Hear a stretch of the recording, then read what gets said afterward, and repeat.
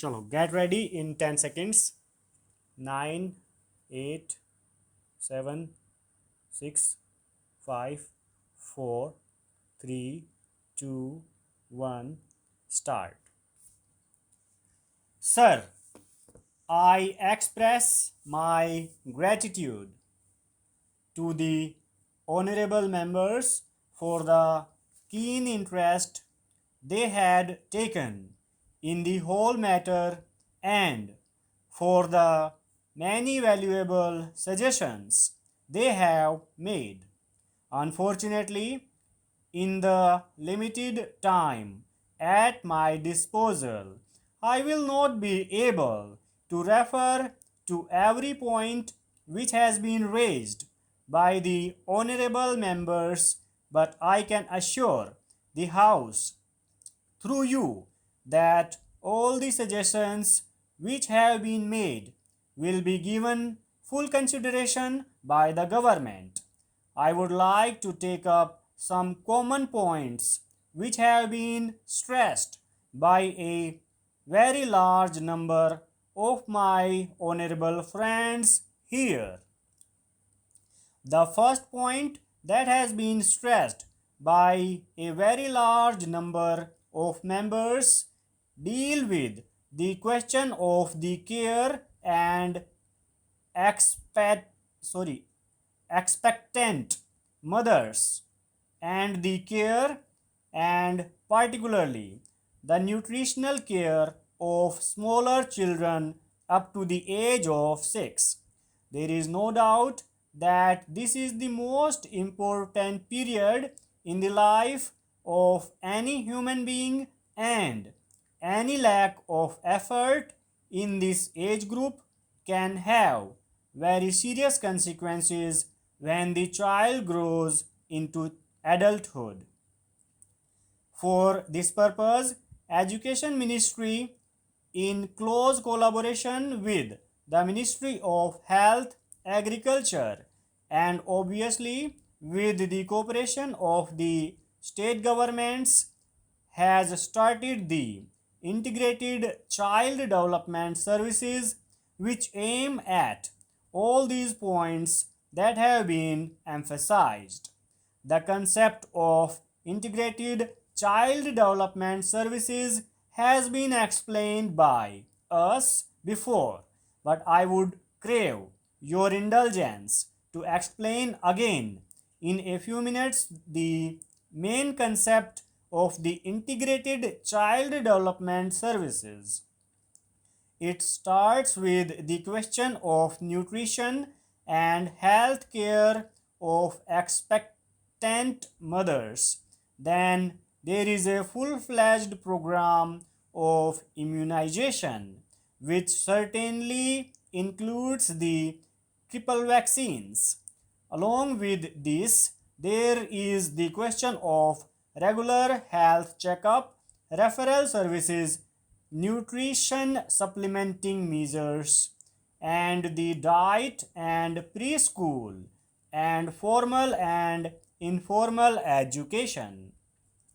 We consider it absolutely essential that children of the age group 3 to 6, and particularly those belonging to the weaker sections of the community, should be provided with such care so that they can develop proper attitudes and motivations, and also their character formation is influenced in a healthy direction.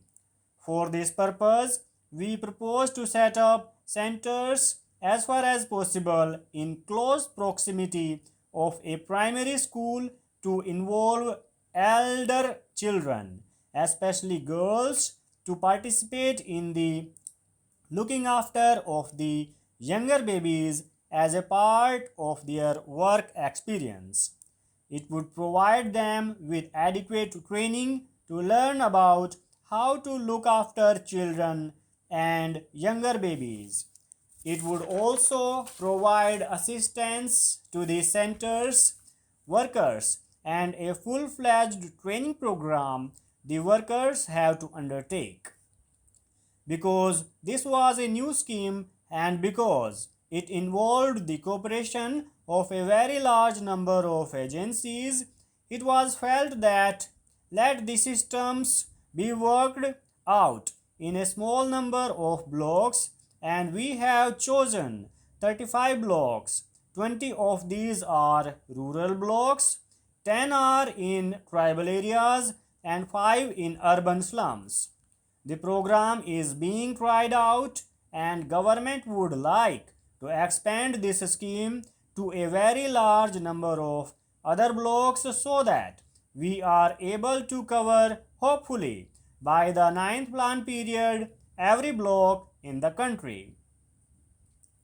This is an important scheme where by the problems of the rural children and the children belonging to the weaker sections of the community would be looked after from the point of view of health, from the point of view of immunization, and from the point of view of what may be called preschool education or attitude formation and so on.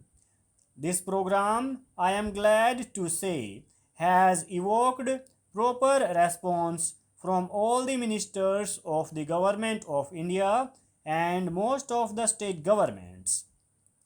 We felt that an independent agency to monitor this scheme would be extremely useful.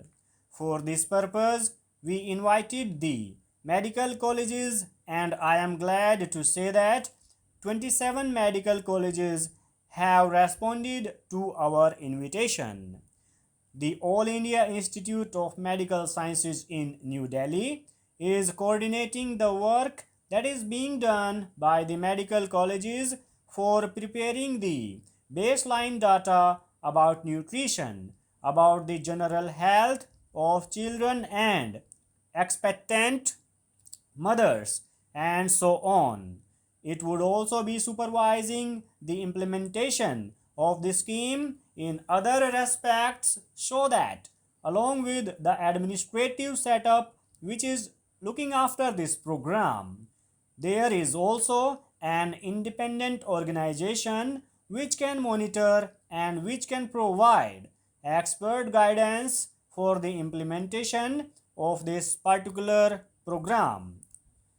We have also insisted that in each village there should be women organization formed because without involvement of the women of the villages and the localities concerned, no worthwhile program for children is likely to succeed.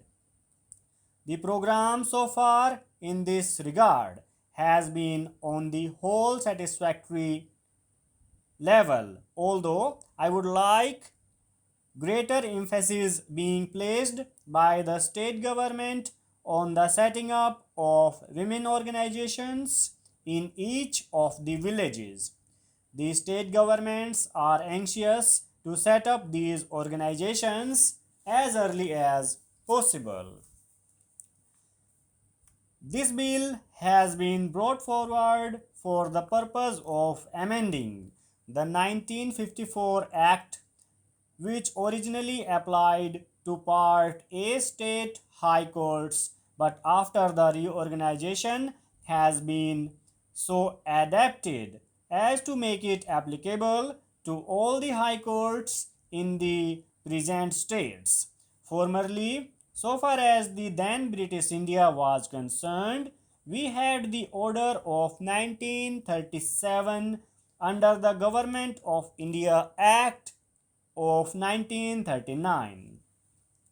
That act or the order was in force as appropriately amended or adapted from time to time.